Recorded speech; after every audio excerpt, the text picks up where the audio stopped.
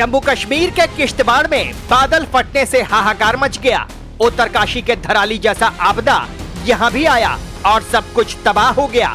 पड्डर के चिशोती गांव में मचैल माता मंदिर के पास आसमानी आफत बरसी और सब कुछ बहा कर ले गई।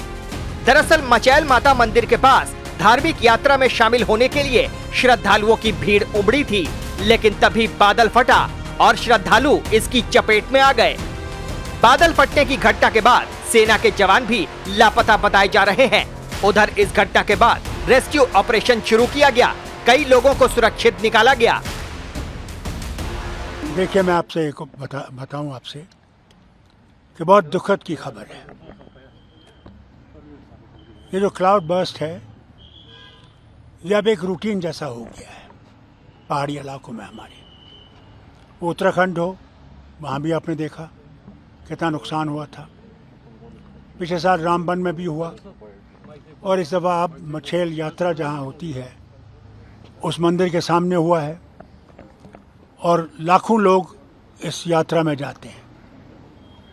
तो सही बात तो ये है कि कितने वहाँ पे मृत्यु हुई है, कितने वहाँ पे ज़ख्मी है। अभी मुझे एक साहब ने फ़ोन किया, उन्होंने तो मुझे कहा कि 400 के करीब ज़ख्मी है और फ़ौरन उनको चाहिए कि हेलीकॉप्टर आ सके। किसी की कमर टूटी है, किसी का बाजू, किसी के टांग, हर किस्म की जो है इंजरीज़ हुई हैं और मौसम भी सही नहीं है। मगर हम उम्मीद करेंगे कि एयरफोर्स के हेलीकॉप्टर जा सकें और इन ज़ख्मियों को वहाँ से निकाल सकें। कितनी वहाँ पे गांव को काफ़ी नुकसान हुआ है, मंदिर के इलाके में नुकसान हुआ है और ये कहना कि फाइनल टोल क्या होगा वो अभी कहना आसान नहीं है, क्योंकि इस वक्त वो सब लगे हुए हैं रेस्क्यू ऑपरेशन में। किसी तरह से लोगों को बचाया जाए, उनको सेफ जगहों पर लिया जाए और हम उम्मीद करते हैं कि ऊपर वाला बचाएगा लोगों को और हम उम्मीद करें कि डेथ टोल कम हो।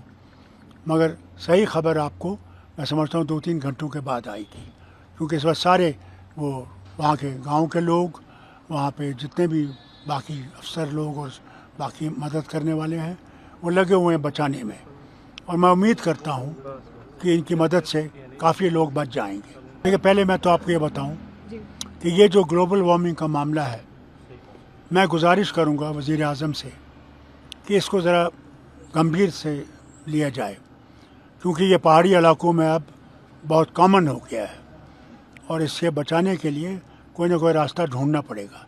इससे मैं इनसे अपील करता हूँ कि ये इस दुखद के वक्त पे हमें इस बात को भी सोचना चाहिए।